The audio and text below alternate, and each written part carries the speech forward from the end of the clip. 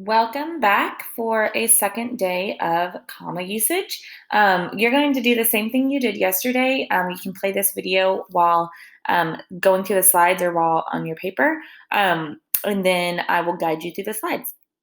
So the first thing you're going to do is look at the focus phrase. Yesterday we talked about two rules that we're focusing on this week. Yesterday's were commas in a series. Today it's I use commas to separate introductory elements. So there are a few listed here of ways that you would use commas. You could do for mild interjections. For example, if you were to say, well, I guess you can follow me, you would put the comma after well, or I better ask my mom first. Or sometimes you might have the word oh, or any of those kinds of words. You'll just have a comma right after those introductory words.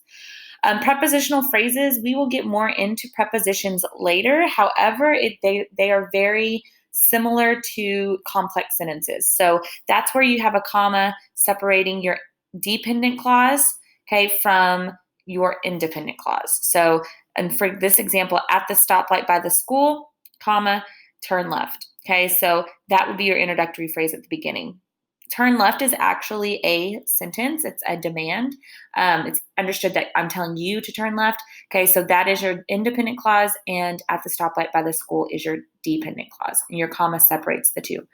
Adverb clauses is very similar again to complex sentences. After watching carefully, comma, Ben tried to do it himself. Again, that comma is separating your independent clause, which is Ben tried to do it himself. That's a complete sentence, from your dependent clause after watching carefully, which is not a sentence. Okay, so you can kind of tell if you can take off this phrase and there's still a sentence, that's where the comma goes. Infinitive phrases, to walk behind the waterfall, comma, you must follow the Hidden Falls Trail.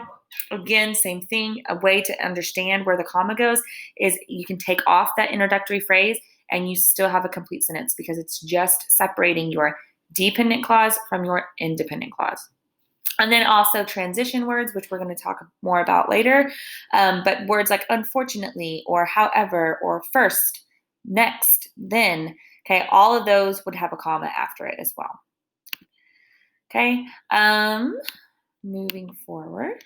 Okay, so I use commas to separate introductory words, phrases, and clauses. So here's an introductory word. So again, if it said, yes, it was that time of year. So putting a comma after yes.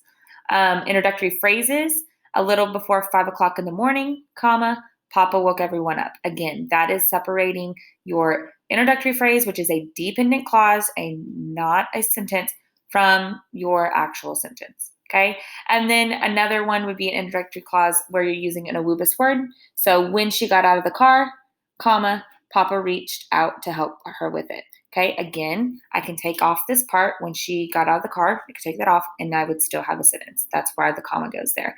And this is a complex sentence because it has an awubis word. Okay, so now your turn to practice. So I want you to circle or highlight the commas used to separate the introductory elements. So I want you to pause your video now and do that and then come back. Okay, and so now you can check your work. If you click here, it will tell you what you should have circled or highlighted.